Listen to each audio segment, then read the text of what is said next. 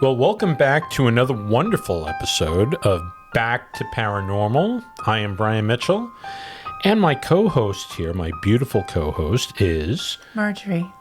How'd you know? How'd you know I was talking about you? Because I'm the only... She is quite beautiful, I have to say. Thank you. Anyway, are we picking you up on mic? Hello? Yes, we are. Okay. Hi, everyone. Just making sure. I was getting a little shy, okay? That's okay. Anyway.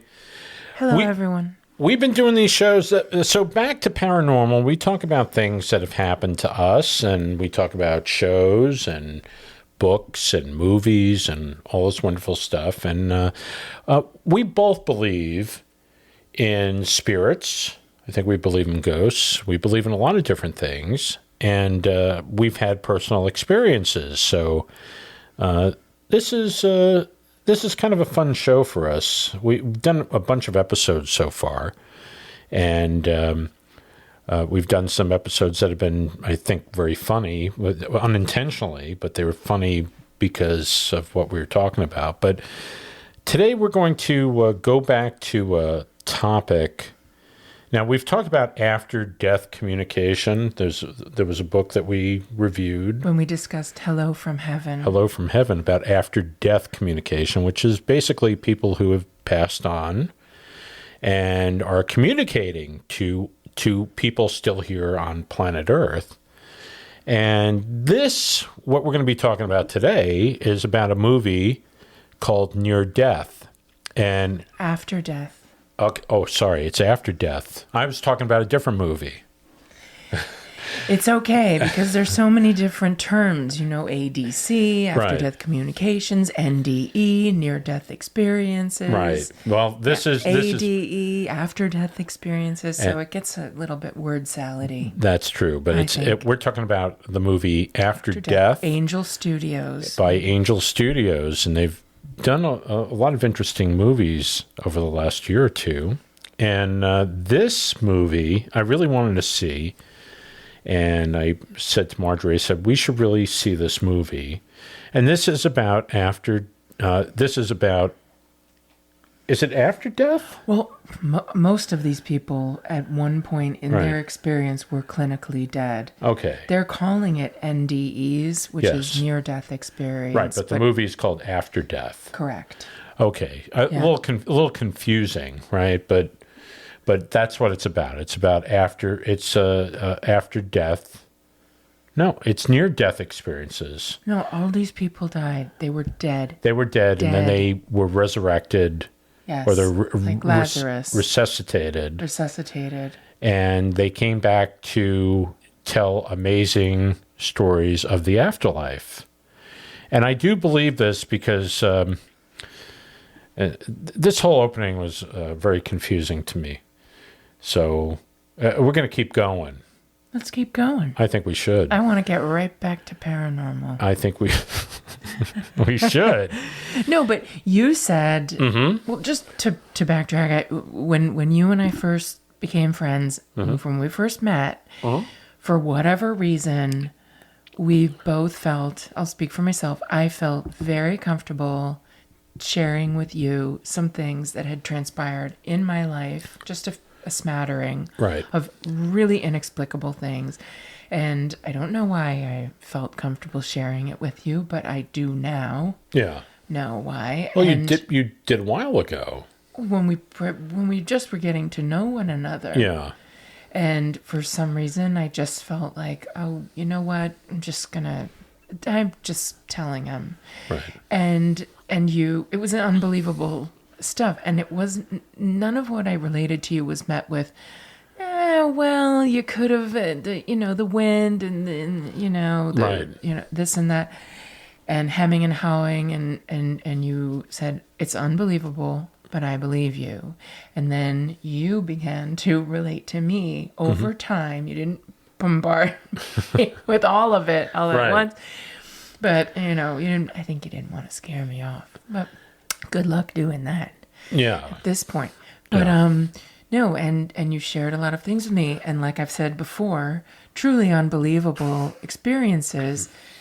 But I believe you. I know you. And I know that it's true. And that's one of the things that kind of cemented our relationship was there was that trust and just a deep sense of understanding and just the ability to say it's a possibility. Everything's a possibility. So then you came to me and you said, I really would like to go see this movie. What movie? After Death. Oh yeah, okay, definitely. I wasn't going to say no. It was a very enjoyable movie, but I want to say some stuff here quick. My grandmother on my father's side had a near-death experience, and what it was she was in the hospital. She expired. It was for a few minutes, and then they brought her back, and she said of the experience that she was in a place. It was a wonderful field of grass, right? And it just absolutely beautiful. Everything radiant, more real than real. And she saw a fence, and she started running to the fence because she wanted to go over to the other side of the fence. And her name was Helen.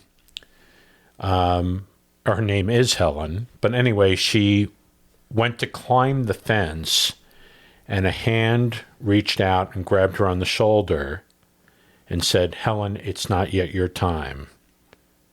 And then she was pulled back to this place. My father experienced many times a near-death experience, but what he didn't see anything because he had a defibrillator. He had a massive heart attack at 57, and it destroyed part of his heart. And so his heart would actually fail from time to time. The defibrillator brought him back, and it was momentary. But I asked him what it felt like when he was out the first time, which he was out for minutes. We don't know how long he was gone, but he was resuscitated by a fire department. This is before the defibrillator. And anyway, I asked him later, I said, "Did you see anything? Did you feel anything?" And he said, you asked him that because you knew about what your grandmother had related. Yes. Okay. Yeah. So he said that he felt this incredible peace, which if you're dead, you shouldn't feel, if you're clinically dead and basically your life ceases to be, you shouldn't feel anything. But he experienced this, I guess, a void, but he felt this incredible peace. So it's happened twice in my family that's been related. And I think that's important because I think they estimated maybe in 2005 that people have said, maybe about 95 million people said that they experienced a near-death experience. And it's a lot of people, but they wonder if it's maybe more than that, but people are afraid to say something in fear of ridicule. Yeah. And I think there are a lot of people like that because I've talked to many people, and they've basically said, yeah, I wouldn't say this to anybody, especially somebody out, just a stranger.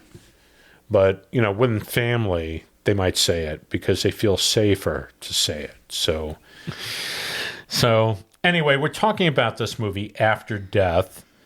And we both enjoyed it. It's a documentary.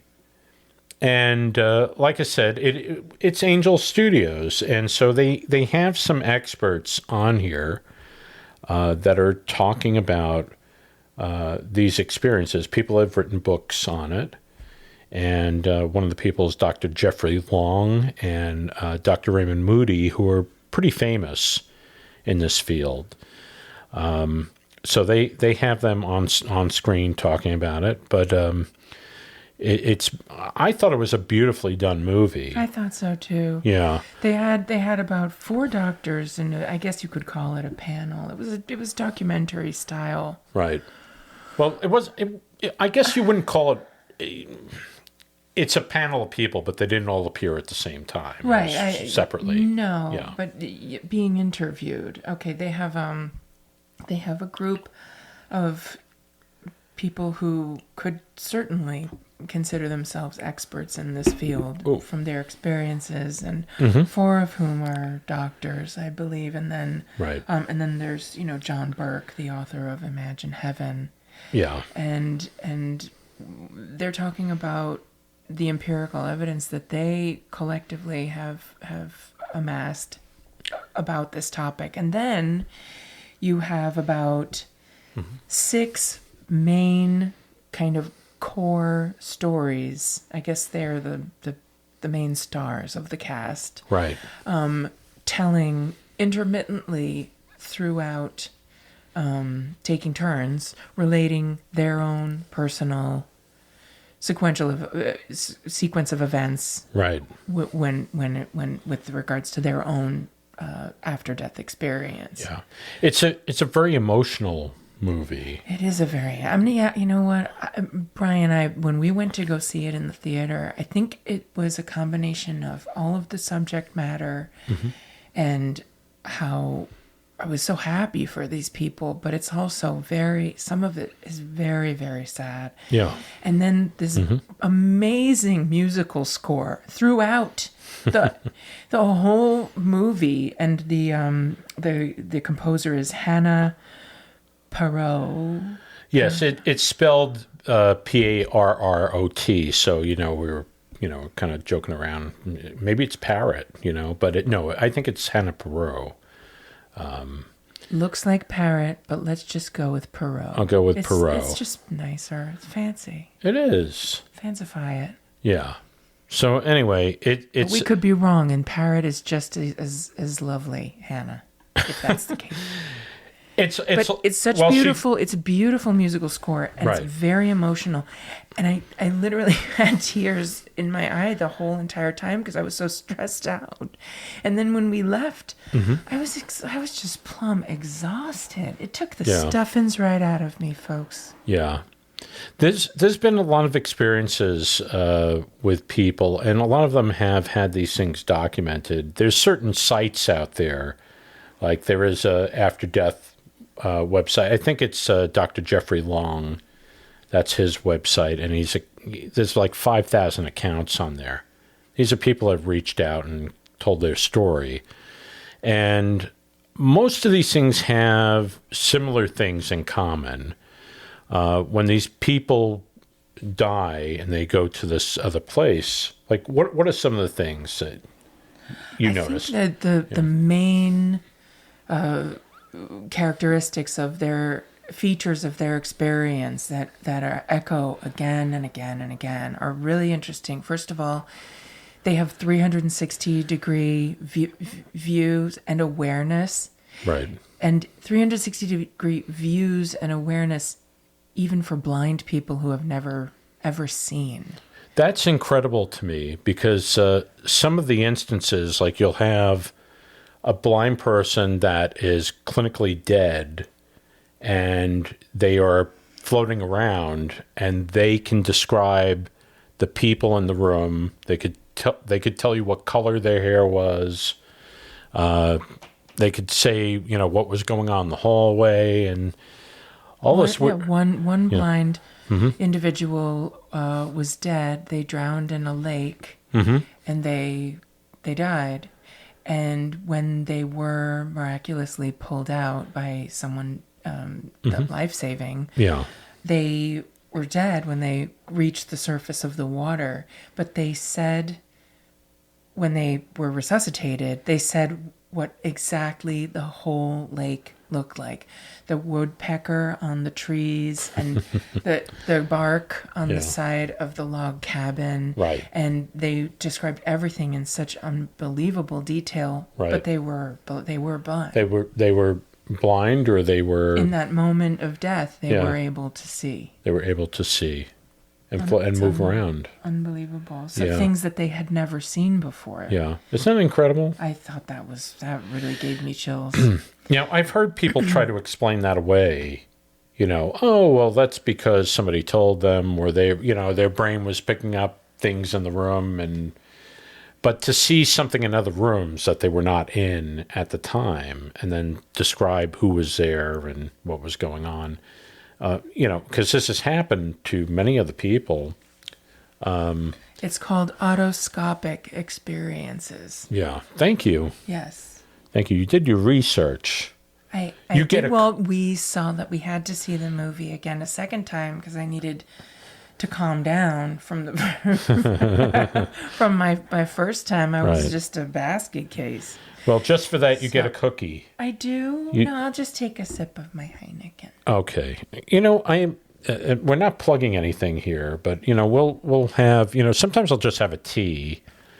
But what you just got me? I make you very yummy teas. You do. I poured you a beer. This is a new one. What is this? This is Sam Adams Porch Rocker. Porch Rocker. Porch Rocker. Don't start, rocking back and forth and humming and rubbing your knees, please. Okay. Well, it's actually old. We got South. We got this. It's delicious. It is delicious. We got this. It's a 12-pack of 4 different things, like cherry wheat beer and porch rocker and what is it, pool slide or whatever. I don't know what they called it. Pool party. And what was the other one? It was like some summertime. Summer ale, something like that. And I bought this just because somebody told me the cherry ale was good. Yeah, your good buddy likes it. He does. Mm-hmm. And so he said, you should really try this. Really good. And so I've been looking for it. I can't find it. And I found this 12-pack, which had it in it. It's like 3 of them. And I tried. I got home, popped it open, and basically it was delicious. I'm glad. And then we tried some of the other ones, and they're equally delicious. I have had a taste of some of them, and they are quite... They're quite yummy. But because of the fruit, the fruity quality, they have to be super cold. That's right. That's my 2 cents. I'm happy with my blue collars. I have to say that this has nothing to do with near-death experiences. No, it has nothing to do. But I have to relay that because that's what we do. It's Friday night, and I did take ample notes, and I do feel as though I deserve a little. Something. I think you do deserve a little something. I'm glad you're enjoying that portrait. I am. Let's get back to this. Let's do after death movie. Let's do Angel should Studios. have been near death movie and not after death movie, because it confused me big time at the beginning. Well, just because it confused you doesn't mean don't speak for yourself. After death. So there are other similarities in these NDEs. Mm-hmm. A sense of just overwhelming, unconditional love. That is a big one. That's a huge one. And it's every single person who recounts their experience in that next place. That's one of the big. That's a biggie. Yeah. The colors, the lights. Yeah, they say that and the sounds. When you go to this other world, and we're going to assume it's heaven. Okay, and so the people who meet up with a spiritual being might be Jesus, or it might be Buddha, or it might be whoever they, in their religion, who they pray to. Ultimately, it's or even not in their religion. That's true. To whatsoever they attribute a finer being, a higher being. Yeah. And some of the, what's interesting is even people who are atheists that have had these experiences have come back, they've met Jesus. And a lot of times it's Jesus. but even people of different religions. And that I find very, very interesting. I find that interesting too. I do believe in these Is it things. because he was a man? Jesus? Not man as opposed to woman, but human as opposed to deity. I mean, he is a deity now, but Yeah. do you think that that's because he was a human? He manifested as human, ergo yes. best equipped to communicate with the human who's being received. That's a very good theory. I'm going to stick with it. I think it's a good theory. Thank you. You know, people listening, you may deny that or you may not agree with that. And that's okay. And that's okay. But Yes. everybody seems to have the same type of experience. And a lot of these, like I said with my grandmother, you know, when my grandmother, Helen, it's not your time. A lot of people have had that. Yeah. Like they'll go to heaven, they'll be hanging out and this is another factor. Once they're there, they don't want to come back. You know? I know all of them fit. Hey, you know what? Yeah. They don't actually. There are a couple of these accounts. Yeah. They don't all go to that beautiful place, the pearly gates. Right. And angels singing or what have you. Some of them have just absolute wretched. It just sounds absolutely terrifying. Are you like hell? Are we talking about hell? I don't know. Purgatory. I don't know if it would be hell. But what they each described sound pretty hellish to me. Yeah. There were three individuals among the main cast of characters who had experienced a death experience, and right.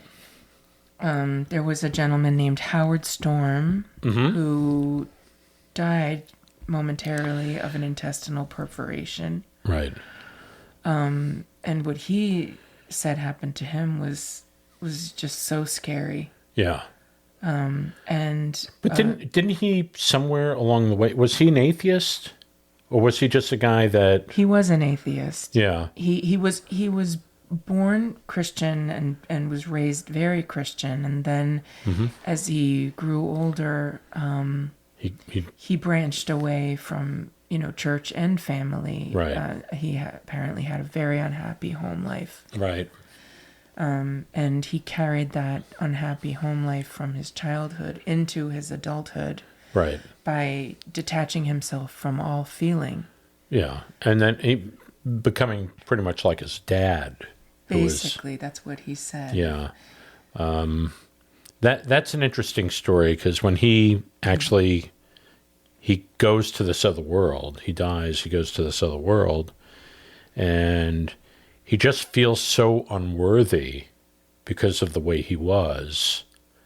And he wanted to stay there, but he cried.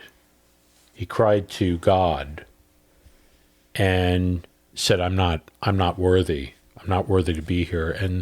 And God basically told him, no, you are worthy of being here. This is your journey, so. But then he also told him the price you have to pay is you have to go back to the human that you were, and you have to love the people that you're with. Right. You have to basically love your family. Right. And he did. And the heartbreaking thing is this man came back and he told his wife it's all love. It's just this sea, never-ending sea of love. Right. And he tried to convey that experience and follow the missive that God had sent him back down. Yes. But his wife didn't. She thought he was cracked up. Yeah, I mean there are people have had these life-changing experiences. Not, also, they die and then they come back and they totally change. They totally become different people. I mean, it's still that person. It's just that they're not this, this hating person. They come back and so people who know these people, like a wife or, friends, and you see this guy come back and now he's spouting things about love. We need to love one another and all that. And some people can't handle that because they feel like because this is the way the guy was, now they think he's nuts. And it's not that obviously he's not a bad guy coming back. It's just they can't handle it. Yeah. And maybe something in them. Well, what did they want? They want the rat bastard who treated them poorly to, come back exactly the same. I'd be thrilled to bits. Well, okay, so changed for the good. This is my theory on that. Okay. And my theory is some people are attracted to people that are nasty. There's some people that grow up with that, and it's almost like they are attracted to, you've heard the story about these girls that are really attracted to bad boys, Yeah, I've heard that. Yeah. And so, and I mean, I think it goes both ways. I don't think it's just, women who feel like that. I think guys are attracted to certain types of women, and maybe there's a comfort level there, which is hard to believe. It is. That you have but somebody coming back and now they're of a godlike mindset. They have that spirit. They carry that back with them. Mm-hmm. And I mean, they've always had that, but the thing is now they've been changed. And some people can't deal with it. And maybe that's not what they want, Mm-hmm. So I could see that. And this guy basically, his wife or his ex-wife, he said that she basically poisoned the kids, not literally, but mentally against him. Yeah, yeah. That was so sad. Yeah, So, yes, you hear these amazing stories, and mm-hmm. they're beautiful, and they're so lavish and full of detail, and just the miraculous nature of all of their individual experiences. But then. Yeah.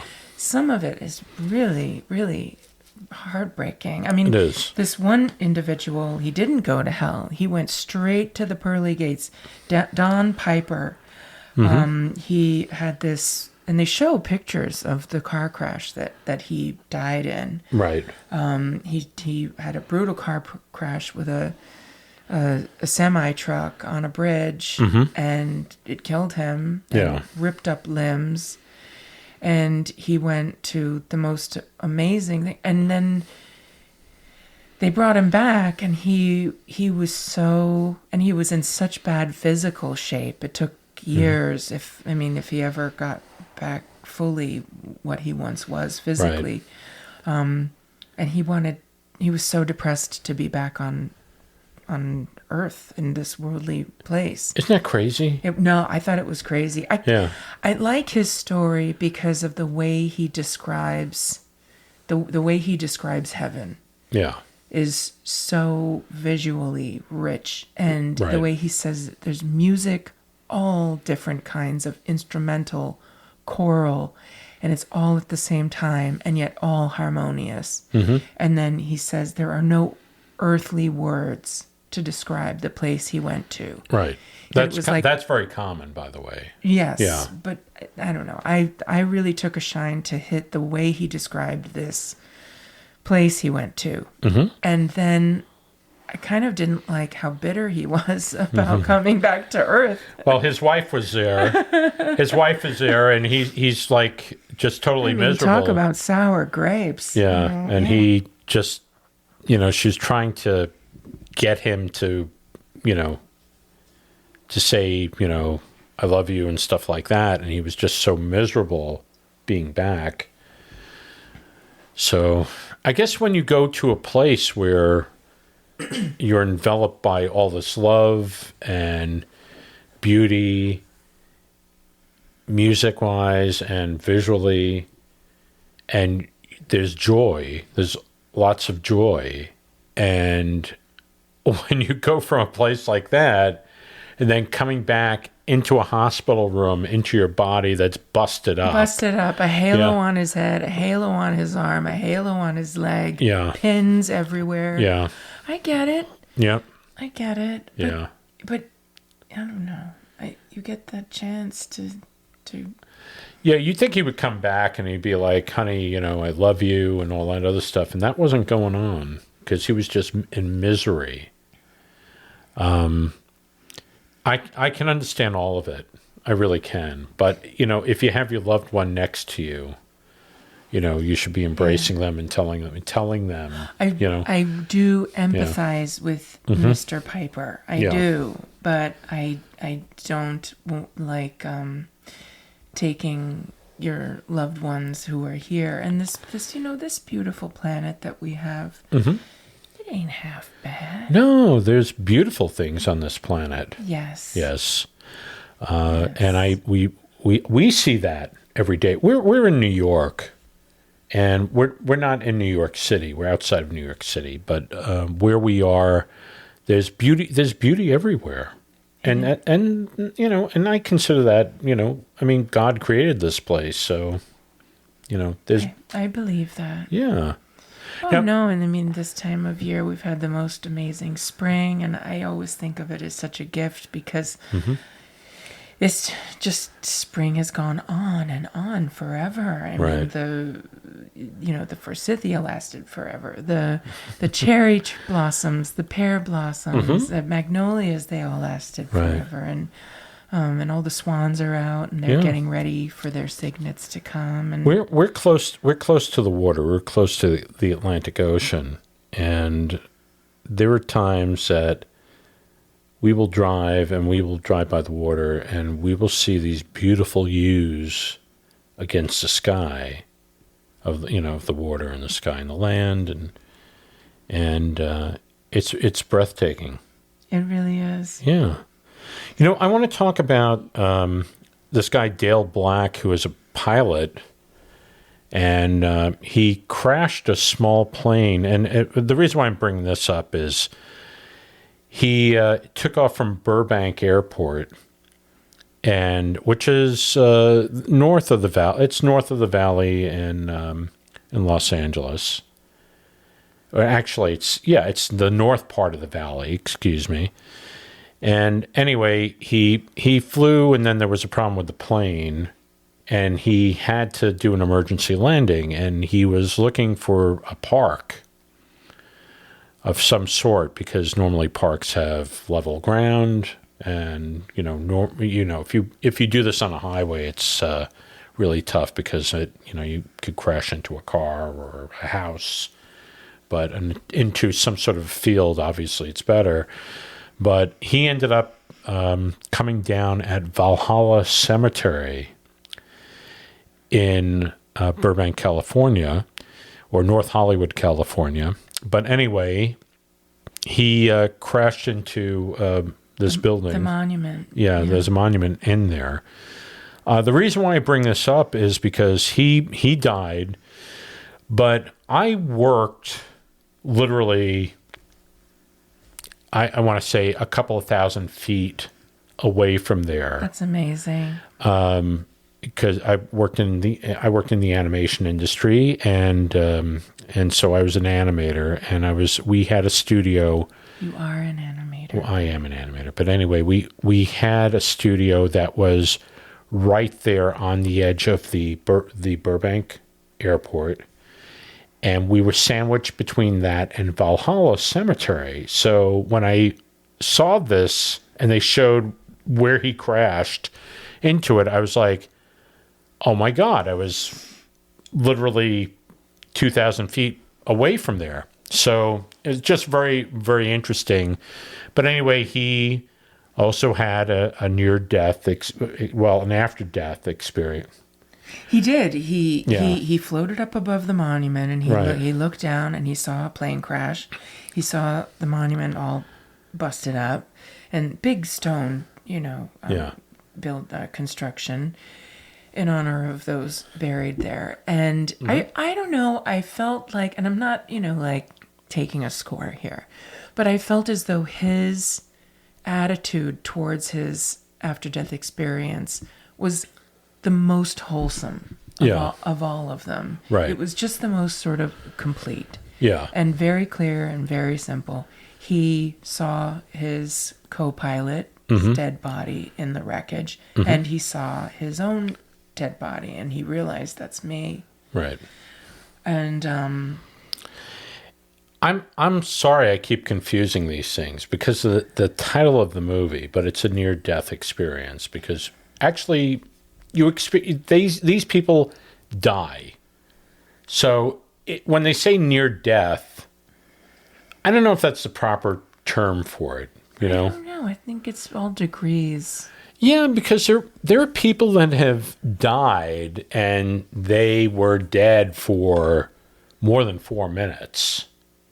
And we're gonna talk about there's somebody who had brain surgery. The EEG. Where yes. they basically had to stop the heart and stop everything. They cooled the body down. No. What I was talking about, Brian, was they were operating on a man's brain because of a small portion had been subjected to aneurysm. Okay. And so they had to deaden his brain. Yes. And that surgery was going great. Mm-hmm. But they had him on a monitor to monitor his brain activity. Right. As they were repairing. Right. And in that surgery, he died of a heart attack. Oh, okay. And the brain activity was just off the charts. Right. After he was dead, and it was not registering any brain activity. Right. They could visually see what was going on inside his brain. Right. And it must have been, or I surmise, it was what he was experiencing in his after death. He did not come back. Right.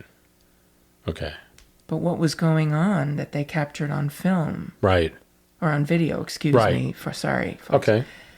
Was brain activity visually that was happening like a lightning storm in the sky. Right. That was his experience of what he was experiencing after he was dead. And he did not come back. Right. I was talking about it was a woman that... Pamela Reynolds, Carl Green's patient. That's yes. it. Okay. Yeah. All right. That's what I was talking about. Sorry. No, where she... They have a lot of material in this movie. There's a lot... I didn't realize you were talking about Yeah. Well, aside from me saying near death and after death and all this other stuff, I'm sure we both got confused. So... I think that when they call it, perhaps they choose near death because it's not final, because it clearly in most of these cases was not final, because they're back and they're being filmed, they're being interviewed telling their experience. So what they're saying near death, meaning in the vicinity of death. Right. But I don't know. I'm not a doctor. I'm just a I think they called it after death because you die. You mean they titled the movie after death. And the person dies, and that's what happens after death. You're clinically dead, and now they experience this stuff.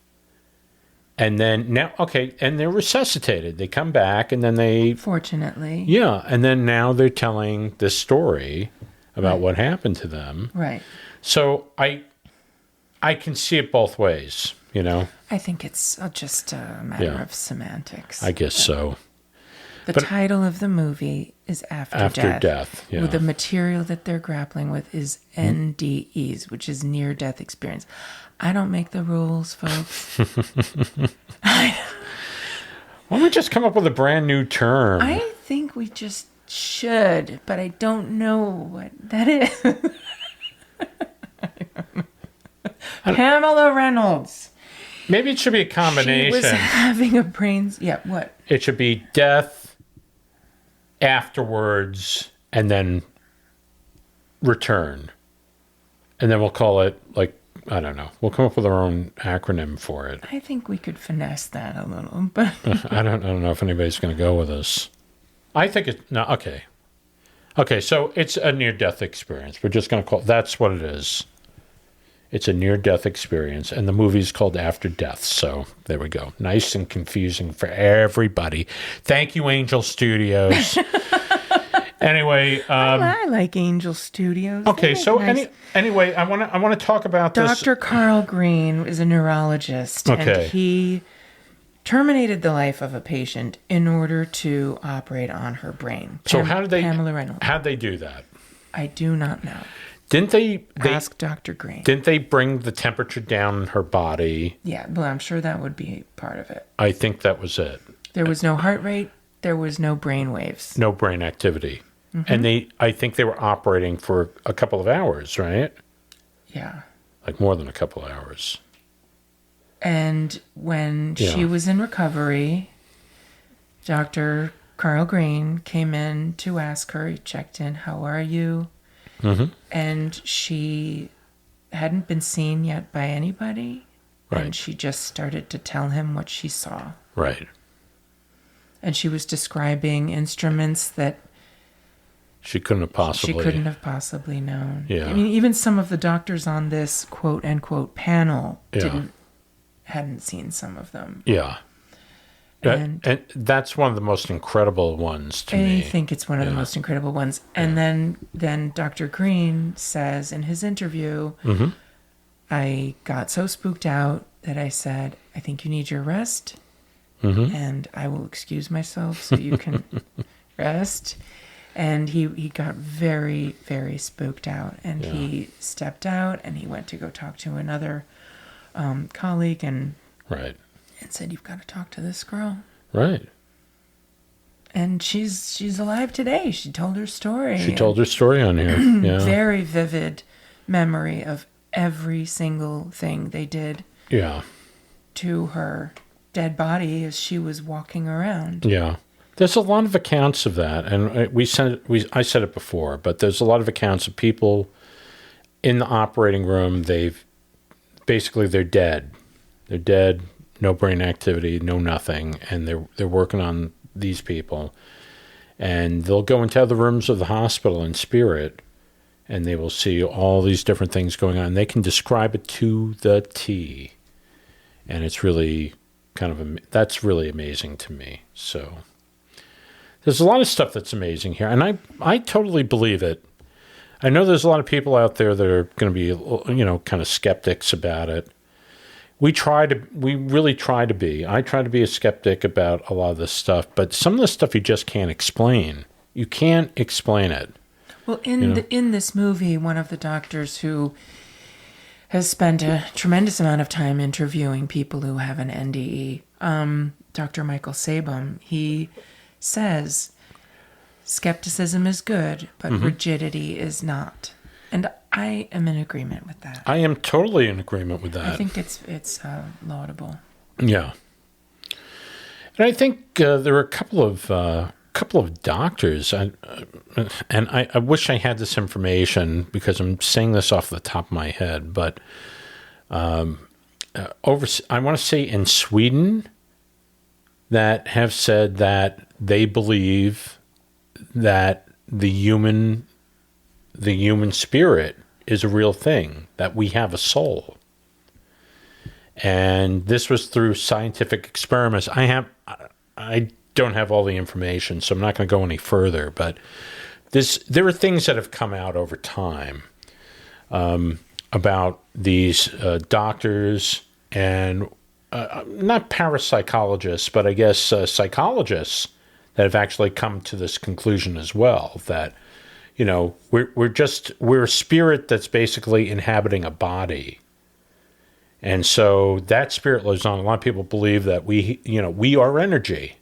Yeah. So when we die, that energy goes on. Mm-hmm.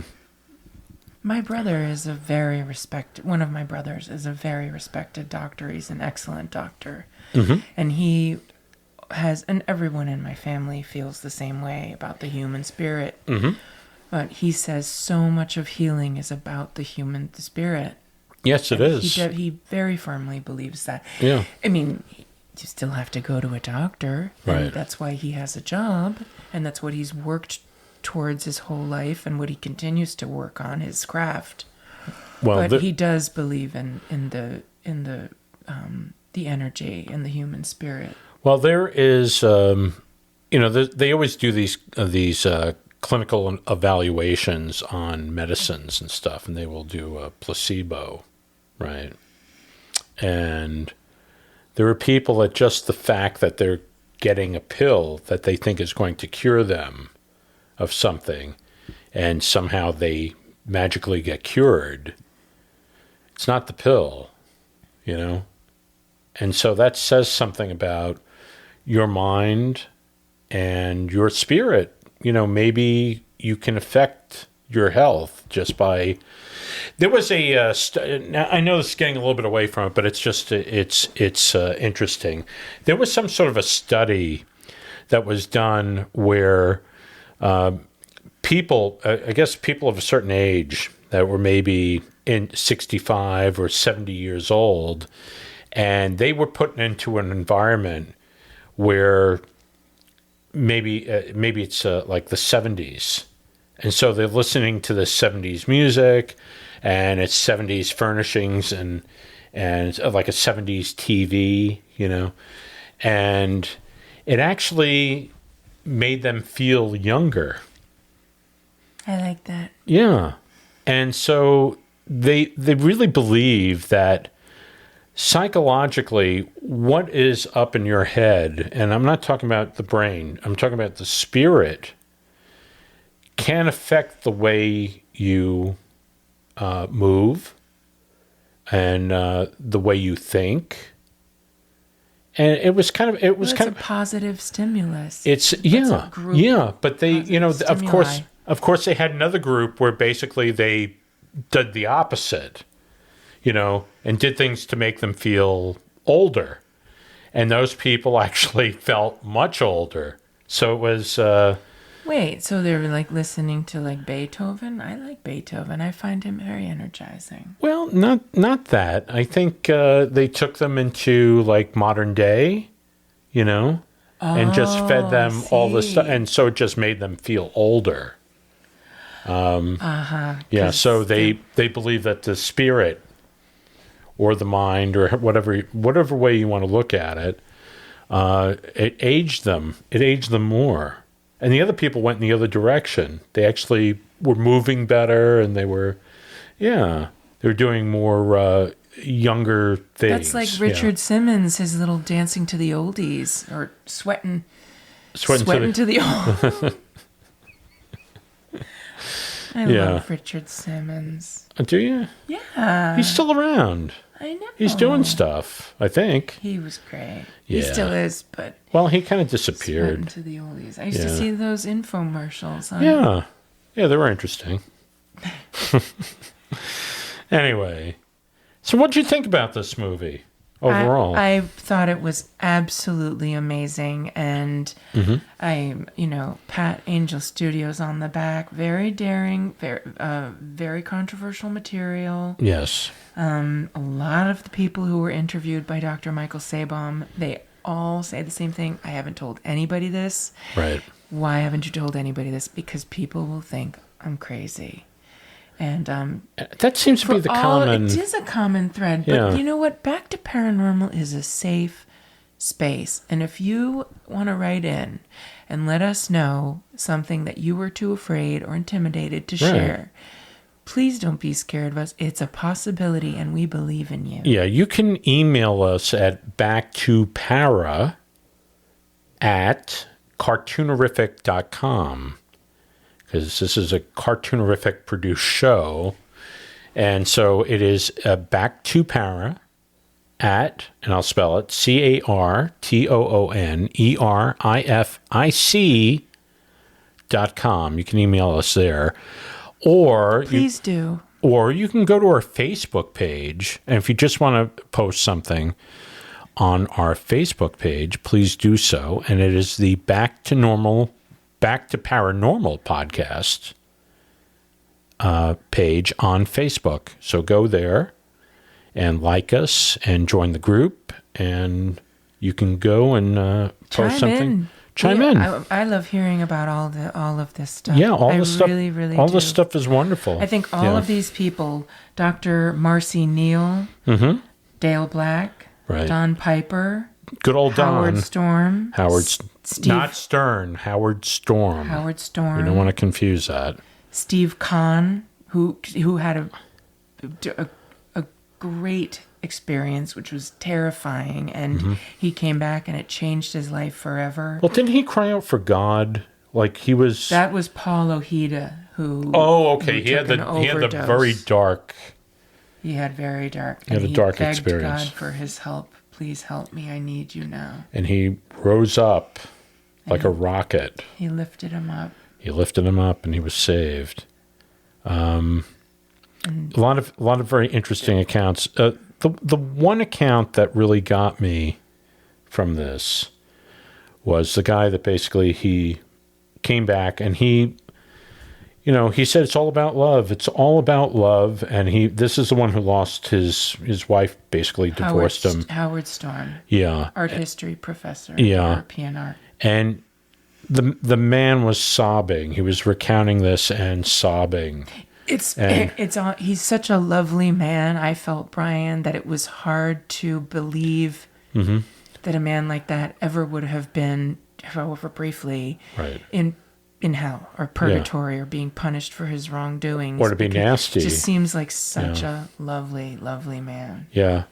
And I think his experience, I know you were breaking up over it. I know you were in tears.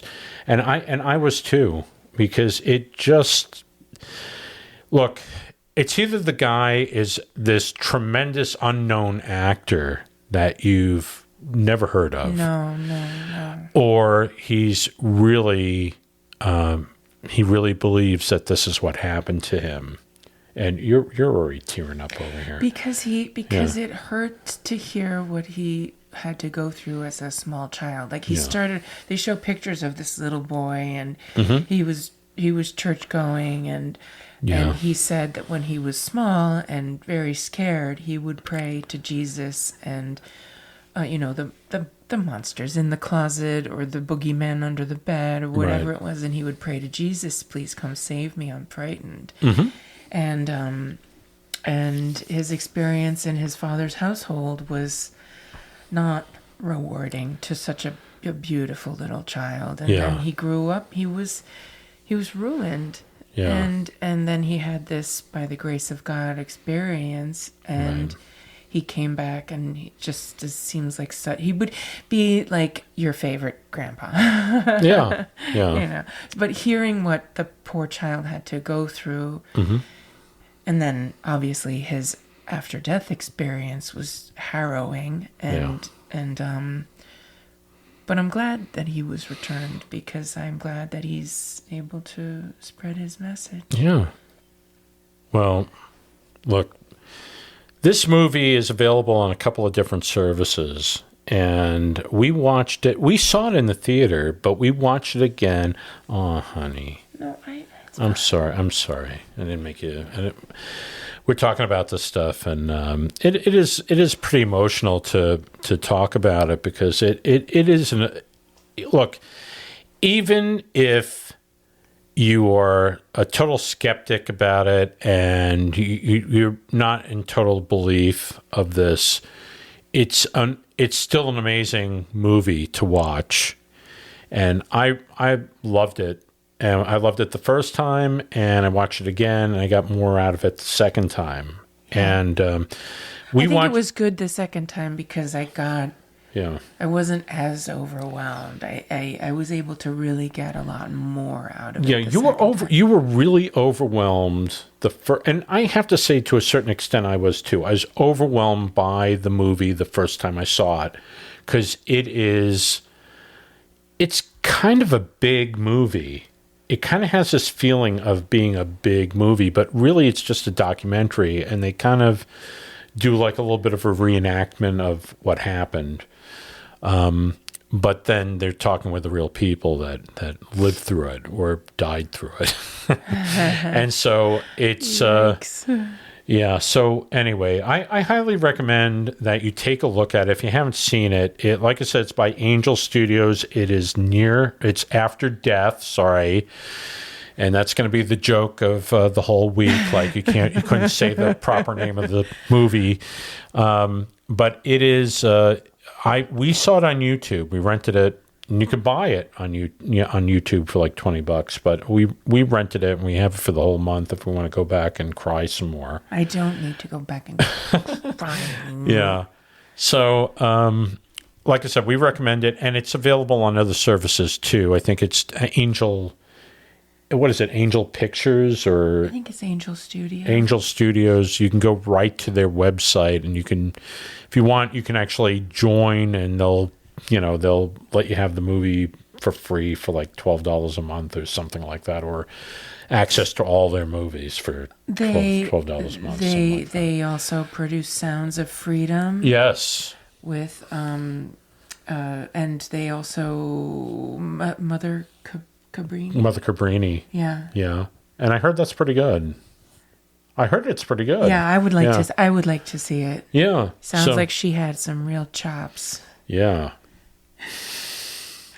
I like a dame with chops. I hate to say it, but when I heard Mother Cabrini, I said, "What is it? Is this from that movie with the clown? Don't do Uncle it. Buck." Yeah, that's my favorite scene. It's a favorite line. Uncle Buck. Yeah. So, what are you? Who are you, Mother Cabrini? You never touched the stuff. It's pretty accurate. That's scary accurate. Anyway. Get in your mouse. Yes, get in your mouse. We're going to pay royalty for that, We're old people. That was John Candy as Uncle Buck. Hey, speak for yourself, young lady. Oh, okay. Sorry. Yeah. Well, we might have some youngsters out there. I'm sure there are. Well, I hope so. I think everybody on the planet has seen Uncle Buck. They run it like every day on all these services. Anyway. Once again, After Death, it sounds like we're getting a fee for plugging this thing, but no, it's we really like the movie, and we're not. and it's a good movie. If you don't believe in this stuff, this is a good movie just to kind of. Let me tell you, when you start hearing about the few people who do make their descent and they don't go up into the firmament, the pearly gates, and in the arms of Jesus, they get the opposite treatment. Right. Even if you don't believe it, it might help you turn your attitude around. It might just do that. It's scary. I don't know. I think we're going to have another beer after this. I don't know. Okay, you want pool party? Porch rocker? Summer ale? Or cherry fizz? Yeah, or we could just go to, what do they call, liquid death, which is another. Isn't it just water? I think it is. Yeah. Why do they call it that? It's scary. It does sound scary. And then anyway, we don't need liquid death because there's obviously, we've discussed enough death. We did tonight. Plenty. And well, that's what you came here for. We appreciate you, good listeners out there. Yes, thank you for all the good comments. Yes, thank you. And also, don't shy away from bad comments because there's always room for improvement. And we're new at this, or I am new at this. And be constructive. Be constructive. Okay. If you don't like, you guys plug a beverage every night that you do this show. We don't have to plug any beverages. We don't have to do that, but look. Somebody said to me, they said they really actually like the fact that we're over here and we're having a beverage while we're doing this, okay? I've never gotten any bad comments about this yet, all right? Okay. But they said it kind of sets a picture of both of us kind of lounging by a microphone, just relaxing. We are relaxing. Yeah. We are lounging by a microphone. We are. That's what we are. We're in a swing, actually. We're swinging back and forth with our toes up and no. Anyway, that's too much of a picture, I guess. Anyway, so that's it. What are we doing next week? I'm all excited about next week. I am excited about next week. I think that we have 2 books that we've been discussing. Yeah. One is by Ibn Alexander, and another one goes back really far to some very ancient Irish ghost stories. I think we should talk about that. Maybe we'll just take a little break on the after death stuff. Yeah, and we'll talk about ghostly stuff. We'll talk about some really old, bona fide Irish ghost stories, and I Right. will spare these good listeners my Irish accent. But I also want to let you know, please stay tuned, because we have some Bigfoot stuff to go over with all. We are going to do that. Yes. Yeah, we're going to And talk. then I will just be busting. You're because you like Bigfoot. I really, really do. I have it's almost like a really size do. 14 foot over here. I'm pretty You Bigfoot are, here. and sometimes bigger than 4. It depends on the brand of shoe, the Yeah. maker. But my nieces and nephews love to. They Yeah. want to talk to me about my belief in Bigfoot. Okay. And they're fascinated by this, and I just will feel like I'm talking about that with you. The same thing. They can't believe I believe in this creature. Well, that's fascinating. That's fascinating. There you go. Anyway. Okay, Everybody. We'll see you next week. Okay, thanks for letting us bore you again. We're not boring anybody. I hope They're not. No, everybody's been liking our show. Okay, good. So anyway. Good. So anyway, Good night. I'm Brian, I'm Marjorie. and we'll see you all next week for another episode of Back to Paranormal. Good night, everybody. Good night.